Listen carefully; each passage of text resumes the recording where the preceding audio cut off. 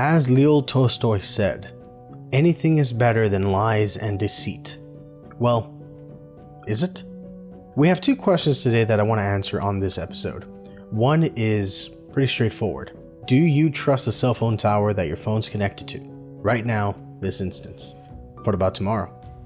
And the next one is, do you believe that all scammers, all cyber scammers, have their free will when they're scamming you out of your money?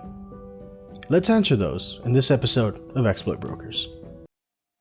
Today we're facing an unprecedented array of data breaches, hacking attempts, and surges in digital crime. Why is there such a widespread amount, and how little is noticed in our everyday lives? Malware, dark sites, brute forcing, zero-day script kiddies, and nation-state hackers are all on the rise. Learn more about the threats we face and gain a bit more knowledge than yesterday. Hey everyone, another episode of Exploit Brokers is coming to you now. Hey guys, it's Louder with another episode of Exploit Brokers. If you could please do me a favor and hit that subscribe button, hit that like button, and the notification bell icon on the subscribe, and share this video to others who might be able to benefit from this information, because I'm trying to grow the channel, I'm trying to keep you guys informed, and you doing that helps the channel and helps me immensely. So let's jump into it. So the first question, do you trust your cell phone tower? We're going over an article by Dark Reading.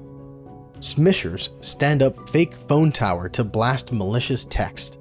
London cops make arrest in connection with scam SMS messages, purportedly from official organizations being sent out from bespoke phone mast.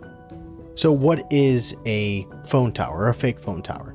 If you keep up with DEF CON, or if you've kept up with any police things that have been happening around the world, there are towers that you can set up. You're talking, in the literal sense, a tower that they pretend to be the cell phone tower. A cell phone tower is nothing more than signals being emitted. Think Wi-Fi, but different kind of tech, more or less. And it's being transmitted, and your phone picks it up and then can transmit signals back, and then that gets pretty much routed over the internet over to another tower that figures out where the recipient is and sends messages out that way. Well, according to the article, London police have made 2 arrests in connections with what the law enforcement agency claims is a first-of-its-kind crime, bypassing mobile network security to send flurries of malicious text messages by standing up a homemade cell phone tower. So this article actually caught me a bit off guard, because when you hear SMS scams and stuff like that, they set up, I think the most recent one was they set up things through a provider that then sends packets or messages right over the network to an intended recipient. What seemed to be going on here, at least based on what I can, there is sparse information from what I was able to try to find here, but based off what I'm seeing here is they're setting up fake towers to be able to bypass some of the protections that the ISPs or the mobile cell phone providers have in place, right? Currently, the way that it works is your phone talks to a tower. That tower then talks to a kind of service that can store that message off until it can find where the recipient is, and then it routes it over to the recipient, and then the tower closest to the recipient sends that information to the recipient's cell phone, and then, there you go. You got your text message to who you wanted it to. What seems to be going on here, based off some research I was trying to do, and based off the way I'm understanding this, right? If you set up a cell phone tower to spoof one device, you still can't send it over the network because they have protections. So what seems the most likely, the most probable, now this is purely guess, is they're using a fake station as the one closest to the intended victims. Now, if they do this, the protections that are in place from the mobile service providers are not in place on the cell phones themselves. They're set up on the backbones that the providers have set up, right? So the towers, the infrastructure, the servers that they control. Well, when you have a fake tower close to your phone will always try to connect to the strongest signal. So they just need it to be the strongest and closest tower to you for your phone to switch to it. Now, kind of like when you set up a fake router or a fake Wi-Fi access point, whenever you do that, the device is now communicating with this malicious tower, with this malicious access point. And this would allow them to pretty much send information to your phone via text message and stuff like that, intercept your traffic, and do a man-in-the-middle attack. But this is more than just reading your, the internet or whatever data you're sending over, whether that's internet data packets like you visiting a website or sending an email. Here, they can actually manipulate the way the text messages are received to you. Why? Because they control the tower that's supposed to be trusted. The cell phone trusts whatever the tower sends. There is a lot of protocols that are in place, but SMS is a bit dated, right? You have stuff like the RCS service, I believe it's called, from Android and stuff like that. But SMS is still supported because it's a pretty legacy tech. Well, if they have that tower and they're able to send you malicious packets, they could pretend to be your bank. They could pretend to be whatever they want. And that's where some of this really is the bleeding edge of crime tech. Now, fake towers are not new. London, I believe, got into problems maybe about a decade ago because they were putting up, some law enforcement agencies were putting up towers and the people didn't like that. And I'm not sure about the legality of that, but that's not what this episode's about. We're talking about specifically criminals standing it up, and a criminal doing something is always criminal, right? That's the name. So, the cyber criminals reportedly sent thousands of text messages posing as banks and other organizations in an attempt to harvest data from victims, the London police explained. So if they can somehow programmatically prompt you for information, right? Whether that's actually even better, right? If they're intercepting your request coming from a legitimate source, they can then do stuff where, and again, this is purely speculation, purely my thought process here. But if they can intercept, say, your bank message to your phone, because again, they got the closest tower to you, then what's to stop them from getting that legit information and then pretending to be your bank, sending you messages, and now they're intercepting, they're spoofing, or they're doing something else that's malicious? What's to stop them from reading all your text messages or reading your other stuff? And there's no way to know. There isn't any explicit way for you to be able to tell the authenticity of the tower that you're connected to, at least not that I'm aware of. And nothing that I've seen. You have Wi-Fi.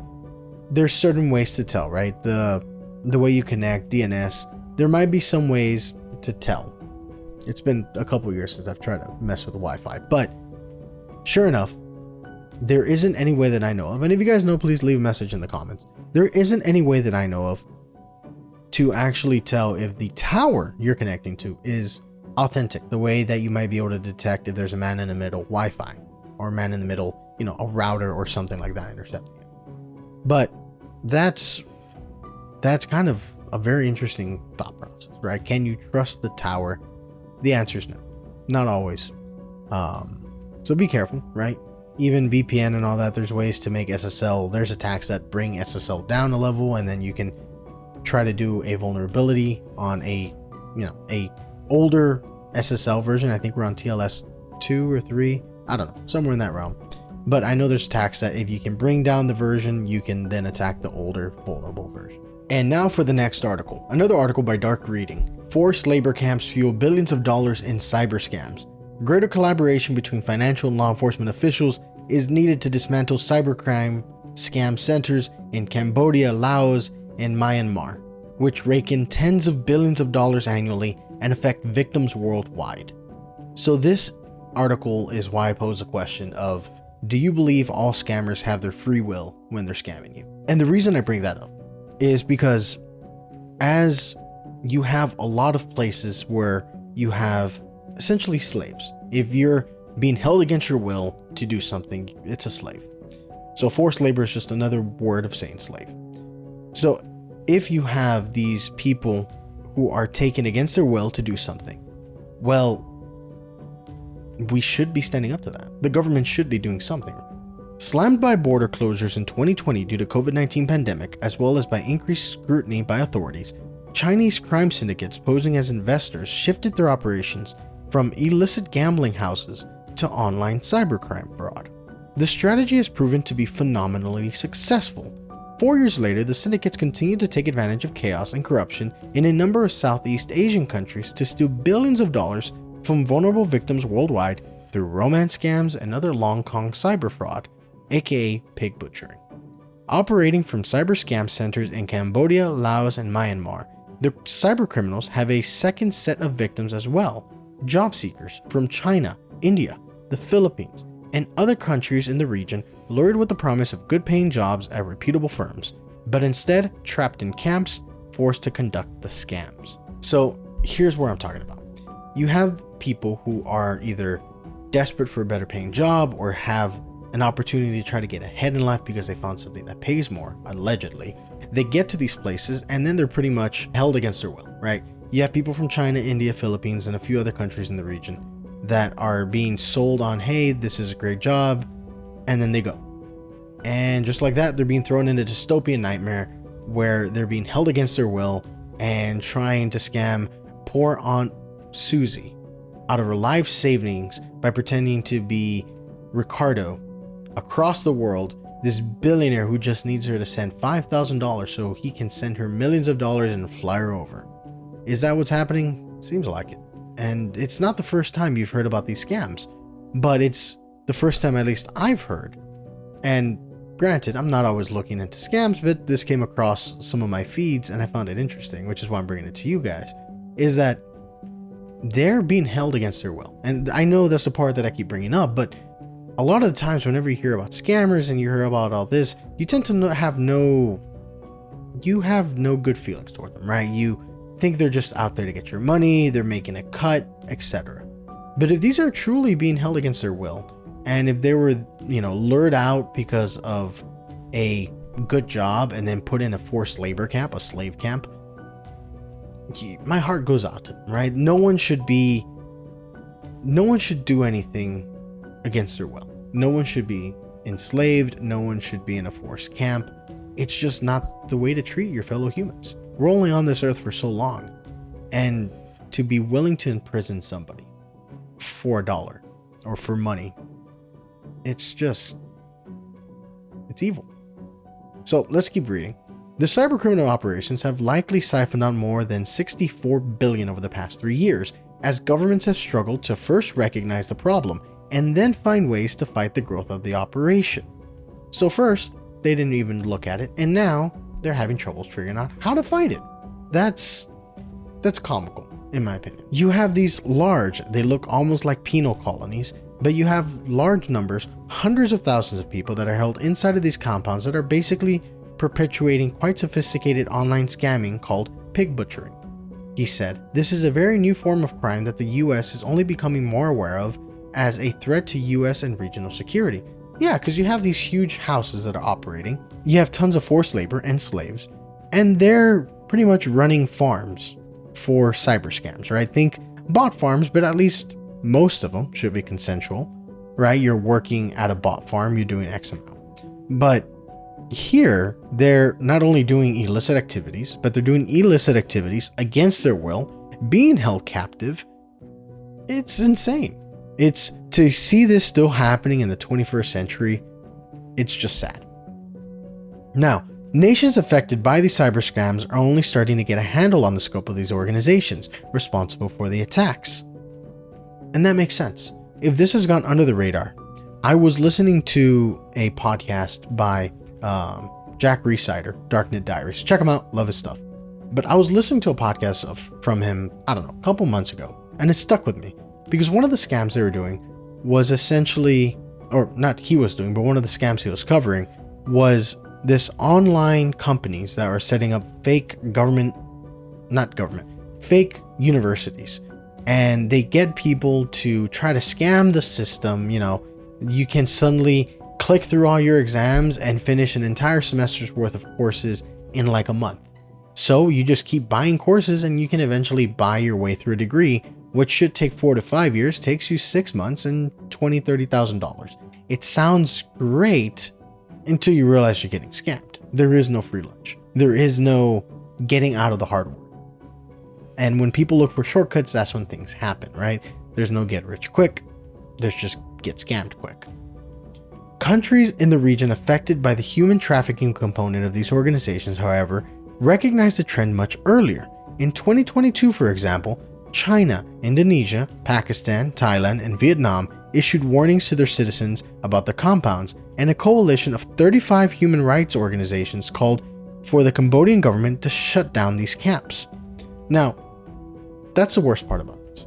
It's not only that you have these criminal organizations that are setting this up, But it seems like you have some of the governments just turning a blind eye, or in some cases even helping them. While regional governments have condemned the enslavement of workers, the scam centers are finding protection from a variety of sources, such as militias in coup-ravaged Myanmar or corrupt officials in Cambodia.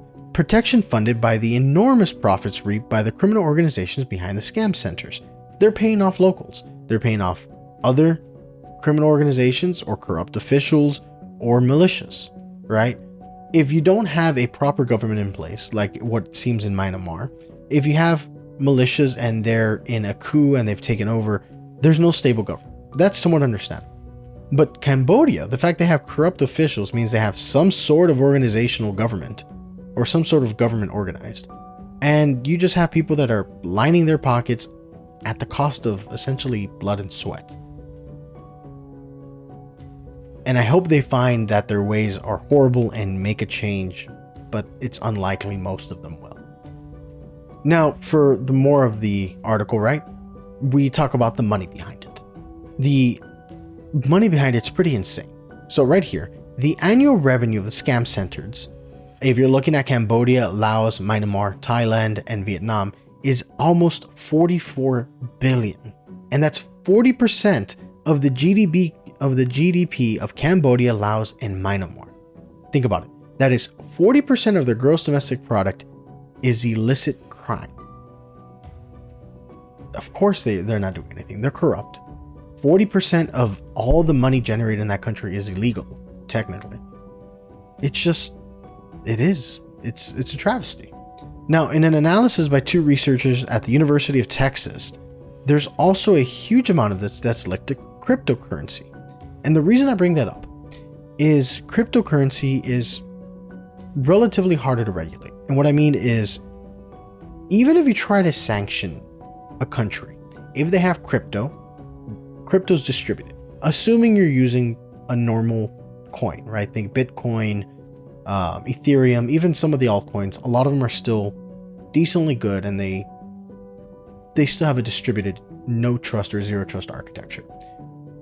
But it's because of that nature, you can't control it. So you have a lot of these criminal organizations that are getting money in crypto and sending them to exchanges.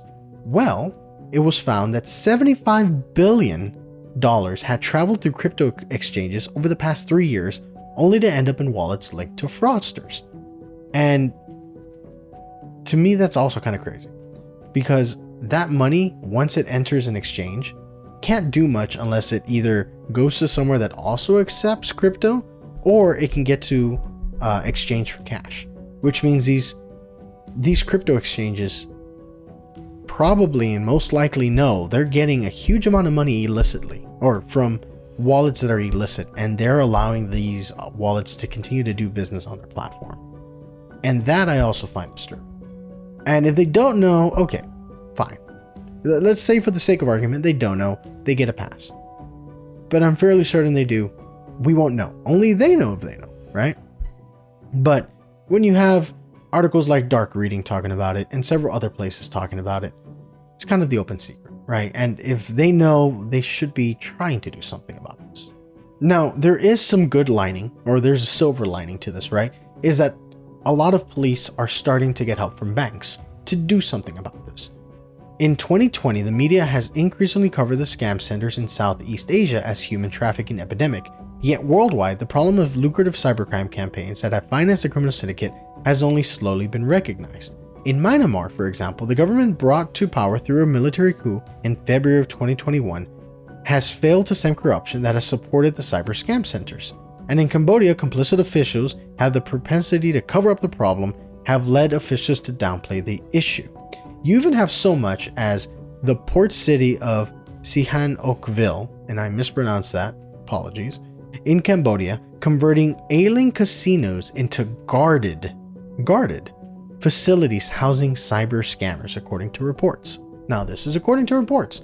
I haven't seen it, but I mean, at that point, you're essentially, this is now another region of business for Cambodia. They're providing protection and they're providing an area for them to operate. You can't get any more involved than that. Yet, while the chaotic politics of the region have created significant challenges, signs of regional efforts are starting to bear fruit. Several investigations by China's law enforcement agency have resulted in the rescue of 45,000 workers, the capture of several major criminal figures, and the calls for arrest of several leaders of the Myanmar military regime. Now, this is according to a 2024 report. And in another case, the Singapore police force has worked with 6 banks to identify potential scam victims and alert them of the danger. The effort has prevented more than 3,000 cases and averted 100 million Singapore dollars, roughly 74 million American or USD dollars. And this was in a 2-month operation in March and April. Here's the really interesting part about this. If banks step up, which I know banks are stepping up, so yay to the banks that are stepping up their security stuff. You have a lot of banks that are being proactive in their scam detection systems, right? And now with the advent of AI, it becomes increasingly easy, at least I would assume it's increasingly easy, to start to detect fraudulent exchanges and fraudulent transactions. What I mean by that is if you suddenly pull $20,000 from your retirement account and that gets wired to somewhere else, that wire should probably get stopped if it's going across a nation to some account in who knows where. Now, granted, there's probably still a way to fool it and do other stuff, but it's not normal, right? You start looking into anomaly detection, where do you normally pull $20,000 out of your bank account? No. Especially if this is a person who is not conducting business. Most individuals generally don't pull out $20,000 from their bank account. If your business doing like $100,000 of revenue a month, then pulling $20,000 to pay a vendor is, that's more reasonable. But if you're a granny or a grandpa in the middle of nowhere, you shouldn't be pulling out 20 grand, generally. That is the banking sector, right? And the article even says it's important for the security sector and the banking sector to cooperate. And of course it is, because that's how you prevent a lot of financial crimes. But that's not the only aspect of it, and that'll be for another video. Now, the interesting part about this as well, I know, multiple interesting things. It's also the fact that we have central exchanges that are being complicit in this. And what I mean by complicit is, and according to the research and the research that the article is referencing, in their research, the University of Texas at Austin's Griffin and May discovered that a few large cryptocurrency exchanges accounted for the destination of most of the money transfers. About 39 billion of the 75 billion landed in Binance accounts, while Huobi accounted for 14 billion and OKX accounted for 6 billion, suggesting that the cyber criminal scams are providing the platforms with both liquidity and profits. And again, if you have these institutions that are seeing billions of dollars flow into them, and someone had raised up the flag, and if no one's raising the flag, then please send this to someone so they can raise the flag. There's still chance for Binance to turn around and correct this. And if they choose to turn a blind eye, well, that says a lot about them. Again, I'm hoping they don't know, and I'm hoping someone sends this video to them or the article to them and it gets quickly corrected. Because you have tons of people getting scammed out of their money. Tons of people who are being held against their will. And we have to fight back.